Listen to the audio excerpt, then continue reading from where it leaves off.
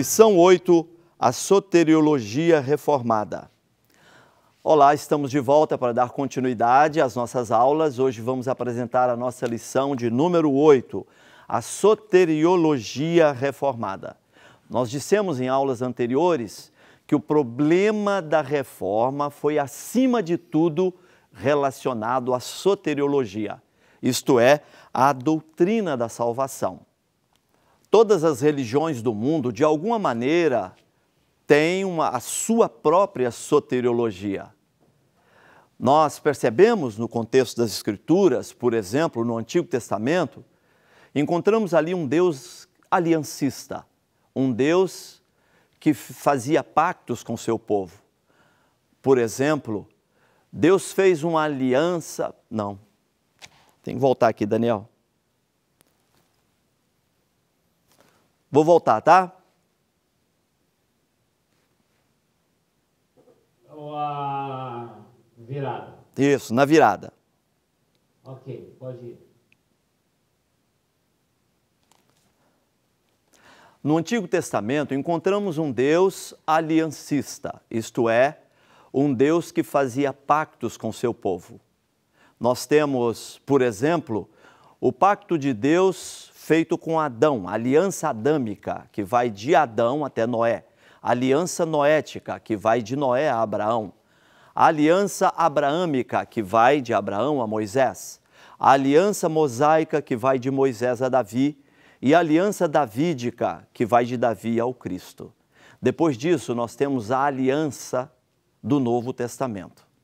No Novo Testamento, a salvação do homem é resultado da sua fé no sacrifício expiatório realizado por Cristo na cruz do Calvário. Deus, movido pelo seu imenso amor, enviou o seu Filho para a redenção da humanidade. Através do pecado no Éden, a comunhão do homem com o Criador foi rompida. Mas Deus, no seu infinito amor pelo homem, envia o seu Filho unigênito para morrer na cruz do Calvário, não pelos pecados do homem, mas sobretudo pelo homem. Então Jesus veio ao mundo para morrer pelo homem e trazê-lo de volta à comunhão com o Altíssimo, à comunhão com o Criador. Todas as religiões do mundo têm a sua própria soteriologia. Após a Reforma, dois sistemas se destacaram: o sistema calvinista e o sistema arminianista. No sistema calvinista, o homem simplesmente não pode resistir à graça divina. Ele está em total estado de depravação. E esse homem simplesmente é incondicionalmente eleito para a salvação e não há o que ele possa fazer para receber essa salvação por mérito, e não há nada que ele possa fazer para mudar o seu destino eterno. Tudo está determinado antes que esse homem venha à luz. A doutrina calvinista baseia-se praticamente em 5 pontos: a total depravação do homem, a eleição incondicional realizada por Deus, a expiação limitada, isto é, Jesus morreu na cruz do Calvário apenas pelos eleitos. Porém, a Bíblia diz que Jesus veio ao mundo para morrer pelo homem. João, capítulo 3, versículo 16. Porque Deus amou o mundo de tal maneira que deu seu Filho unigênito para que todo aquele que nele crê não pereça, mas tenha a vida eterna. O 4º ponto da doutrina calvinista ensina sobre a graça irresistível.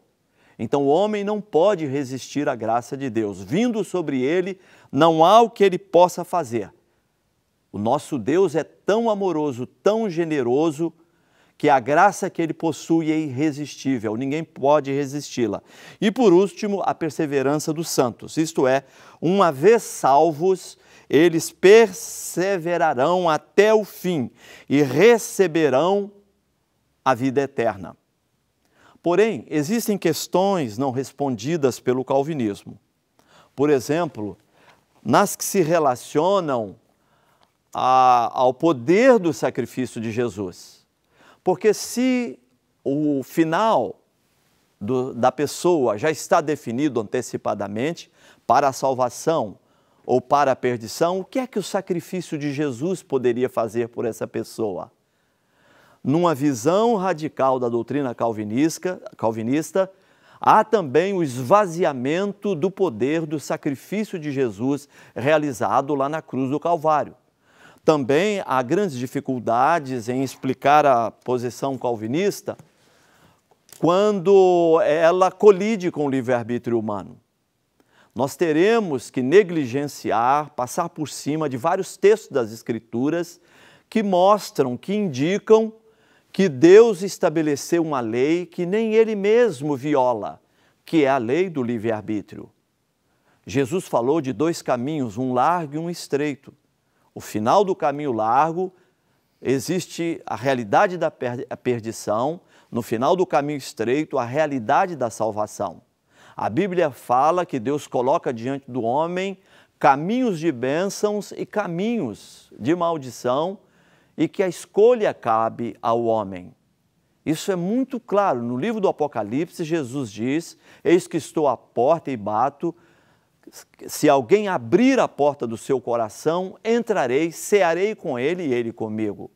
Vejam que esse texto está no condicional, se alguém abrir a porta do seu coração.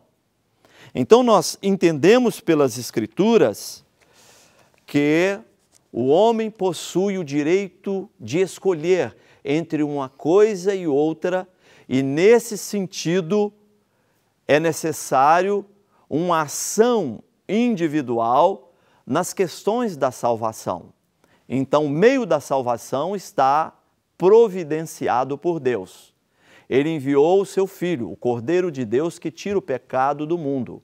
Porém, ao homem cabe a liberdade de escolher entre um Senhor ou outro Senhor. Ao homem cabe o direito de escolher entre um caminho e o outro caminho. E exatamente nesse ponto é que está baseado o arminianismo. Na posição arminianista, Deus é soberano sim, como é defendido no calvinismo, mas ao mesmo tempo o homem é responsável. O que Deus tinha que fazer para propiciar o meio da salvação para o homem, isso já foi realizado na encarnação de Cristo, na sua morte, na sua ressurreição, 3 dias depois da sua morte. Então o plano foi concluído. Agora cabe ao homem receber ou não essa obra realizada por Cristo na cruz do Calvário. Segundo Jacó Arminius, no momento em que o homem se arrepende e crê no sacrifício de Jesus realizado lá na cruz do Calvário, todos os seus pecados são cancelados, esse homem é justificado, o seu nome é registrado no livro da vida e essa pessoa está salva. Ao longo da história, calvinismo e arminianismo digladiaram-se o tempo todo. Houve uma luta entre teólogos calvinistas e teólogos arminianistas. Hoje em dia, aquela posição calvinista mais radical está vindo para um meio termo, porque levando o calvinismo de uma maneira radical às últimas consequências, nós terminamos colidindo com determinados pontos teológicos importantíssimos nas Escrituras Sagradas. Como eu falei anteriormente, nós violamos o sacrifício de Jesus, reduzimos o seu valor, reduzimos a sua importância quando adotamos uma posição calvinista radical. O que é que o sacrifício de Jesus poderia fazer por alguém que está determinado à perdição ou predestinado à salvação? Isso reduz a importância do sacrifício de Cristo, que é o ensinamento principal das Escrituras Sagradas. Na visão arminianista, Deus é soberano sim, mas o homem é responsável. Ele precisa reconhecer-se pecador, arrepender-se dos seus pecados e crer em Jesus como única verdade, como único caminho, como único meio da salvação. As igrejas pentecostais no Brasil defendem uma posição arminianista. Na confissão teológica das igrejas pentecostais no Brasil, entendemos a predestinação no sentido coletivo, nunca no sentido individual. A igreja, como corpo de Cristo, está coletivamente predestinada à salvação. Mas os indivíduos, as pessoas, só serão salvas se passarem a fazer parte do corpo de Cristo por intermédio do novo nascimento. Nascendo de novo, arrependendo-se dos seus pecados, crendo em Jesus. Esta pessoa, ela é imersa no corpo místico de Jesus Cristo e a partir daí ela está predestinada à salvação. Os limites da predestinação, na visão pentecostal, arminiana, é o sacrifício de Jesus Cristo. Quem se colocar pelo lado de dentro dos limites do sacrifício de Jesus, essa pessoa está salva. Porém, aquele que se mantiver pelo lado de fora dos limites do sacrifício de Cristo realizado na cruz do Calvário, esta pessoa herdará a perdição eterna.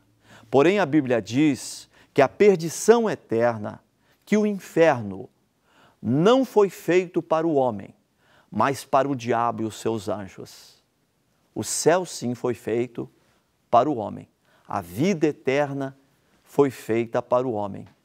E a vida eterna é alcançada gratuitamente, pela fé, no sacrifício, nesta grande obra expiatória, realizada por Jesus Cristo na cruz do Calvário.